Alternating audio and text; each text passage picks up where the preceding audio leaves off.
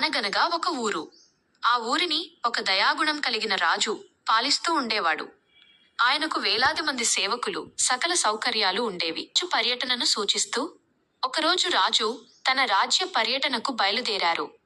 మార్గమధ్యలో ఆయనకు మెరుపులాంటి ఒక అందమైన అమ్మాయి కనిపించింది. ఆమె రూపానికి ముగ్ధుడైన రాజు వెంటనే తన మంత్రితో ఇలా అన్నాడు. రాజు, మంత్రి, ఎవర అమ్మాయి? చాలా అందంగా ఉంది. నేను తనని వివాహం చేసుకోవాలనుకుంటున్నాను. మంత్రి, మహారాజా, తను మన ఊరి చాకలి మల్లయ్య కూతురు. రాజు ఆజ్ఞ మేరకు మల్లయ్యకు కబురు వెళ్ళింది. మల్లయ్యది పేద కుటుంబం. ఊరిలో అందరి బట్టలు ఉతికి వచ్చిన దాంతో గంజి తాగి బతికేవారు. రాజుగారి సంబంధం అనగానే మల్లయ్య సంతోషానికి హద్దులు లేవు. అంగరంగ వైభవంగా పెళ్లి జరిగింది. రాజభవన వాతావరణం. ఆ అమ్మాయి ఇప్పుడు రాణి అయింది. మహలులో రకరకాల భోజనాలు, సేవ చేయడానికి వందల మంది దాసీలు. కాని ఒక వింత జరిగింది. రోజులు గడుస్తున్న కొద్దీ ఆ రాణి సంతోషంగా ఉండాల్సింది పోయి రోజురోజుకు బక్కచిక్కిపోతోంది. ఆమె అందం వాడిపోతోంది. దీనికి కారణం రాజుకు అర్థం కాలేదు. వెంటనే తన ఆస్థాన కవులను పిలిచి పరిష్కారం అడిగారు.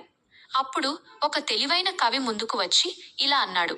కవి, మహారాజా, మీరు కోపగించను అంటే ఒక మాట చెబుతాను. ఆమె పుట్టి పెరిగింది ఒక సామాన్య కుటుంబంలో. నలుగురితో కలిసిమెలిసి ఉంటూ వారు ప్రేమతో పెట్టే అన్నం తిని పెరిగిన స్వేచ్ఛా జీవితను. అటువంటి ఆమెను తెచ్చి ఈ రాజకోటలో బంధించడం వల్లే ఆమె కృశించిపోతోంది. రాజుకు జ్ఞానోదయం అయింది. ఐశ్వర్యం కంటే ఆమె సంతోషమే ముఖ్యమని భావించి తిరిగి తన వారి వద్దకు పంపిస్తాడు. తన పాత జీవితంలోకి వెళ్ళగానే ఆమె మళ్లీ సంతోషంగా మారుతుంది. నీతి: ఎవరు ఎక్కడ సంతోషంగా ఉంటారో వారిని అక్కడే ఉండనివ్వాలి. ఐశ్వర్యం కంటే మనశ్శాంతి, స్వేచ్ఛ మాత్రమే నిజమైన సంపదలు అని చెప్పడానికి ఈ కథ ఒక అద్భుతమైన ఉదాహరణ. ఈ కథలో దాగి ఉన్న కొన్ని లోతైన విషయాలను గమనిస్తే ముఖ్యాంశాల విశ్లేషణ. స్వేచ్ఛే ప్రాణవాయువు.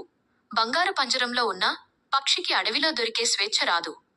రాజభవనంలో అన్ని సౌకర్యాలు ఉన్నా ఆ అమ్మాయికి తన సొంత మనుషులు, ఆ పాత జ్ఞాపకాలు లేకపోవడమే ఆమె నీరసానికి కారణం. సంపద వర్సెస్ సంతోషం. మనం చేసే పనిలో తృప్తి, మనం ప్రేమించే మనుషుల తోడు ఉన్నప్పుడే నిజమైన సంతోషం కలుగుతుంది. రాజభోగాలు కడుపును నింపుతాయేమో కాని మనసును నింపలేవు. రాజు విచక్షణ.